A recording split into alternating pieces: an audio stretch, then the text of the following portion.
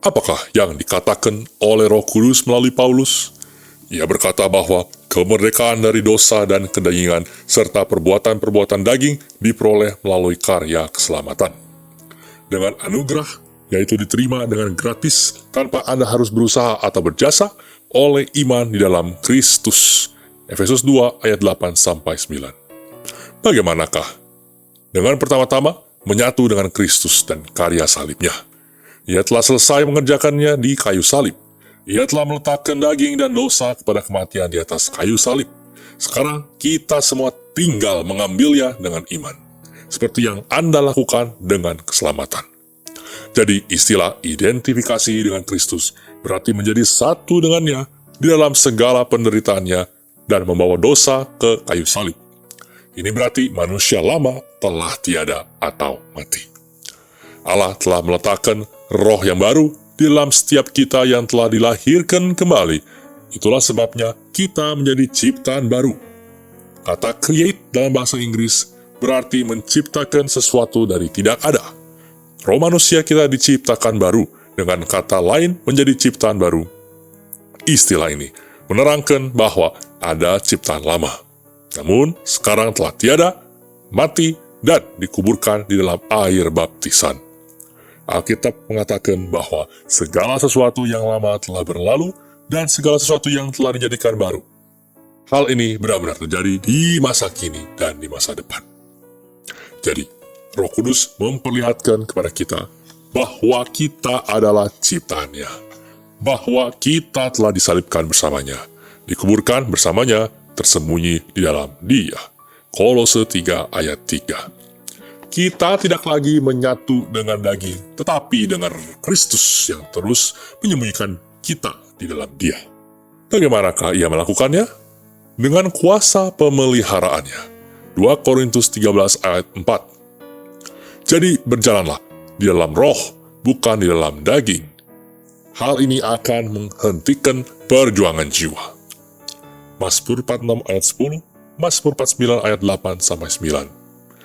Menyatu dengan karya salib, manusia lama kita mati dan dikuburkan. Roma 6 ayat 6. Mengerti bahwa Anda telah dimerdekakan dari dosa. Roma 6 ayat 6. Dan ambillah dengan anugerah melalui iman. Efesus 2 ayat 8-9. Dengan singkat, Anda dan saya harus belajar untuk berjalan dengan identifikasi, yaitu penyatuan dengan Kristus dan anugerah. Marilah kita meninjau beberapa ayat mengenai identifikasi yang akan membuat konsep ini menjadi fondasi dalam roh kita. Efesus 2 ayat 10. Kita ini buatan Allah yang diciptakan di dalam Dia. Galatia 2 ayat 20. Paulus berkata bahwa ia telah disalibkan bersama dengan Kristus. Roma 6 ayat 6. Manusia lama kita telah disalibkan bersama dengannya. Galatia 6 ayat 14. Kita telah disalibkan bagi dunia, dan dunia telah disalibkan bagi kita. 2 Korintus 5 ayat 21. Ia telah dibuat menjadi dosa karena kita, supaya di dalam Dia kita dibenarkan oleh Allah. Kolose 3 ayat 3. Kamu tersembunyi di dalam Dia. Roma 6 ayat 8. Kita telah mati di dalam Dia, dan kita akan hidup juga di dalam Dia. 2 Timotius 2 ayat 11. Kita telah mati di dalam Dia, dan kita akan hidup juga di dalam Dia. Roma 6 ayat 7. Ia yang telah mati telah dimerdekakan dari dosa. 1 Petrus 2 ayat 24. Ia sendiri telah memikul dosa kita, supaya kita dapat mati terhadap dosa dan hidup untuk kebenaran oleh bilur-bilurnya. Kau telah disembuhkan. Anda telah masuk ke dalam kematiannya bersama dengan Dia. Dosa tidak dapat lagi memperbudak Anda. Kebiasaan buruk tidak dapat lagi memperbudak Anda. Penyakit tidak dapat lagi memperbudak Anda. Situasi dan bahkan kondisi tidak dapat lagi memperbudak Anda. Dan kedagingan tidak dapat lagi memperbudak Anda. 1 Petrus 3 ayat 18. Melalui Kristus, kedagingan kita tidak berkuasa lagi, supaya kita hidup di dalam roh. 2 Korintus 5 ayat 17. Segala sesuatu yang lama telah berlalu, yang baru sudah datang. Sekarang Anda memiliki hidup Allah, kehidupan Zoe di dalam Anda. 2 Petrus 1 ayat 4. Anda boleh mengambil bagian dalam kodrat ilahi atau sifat kealiahannya. 1 Korintus 13 ayat 4, dengan kuasanya.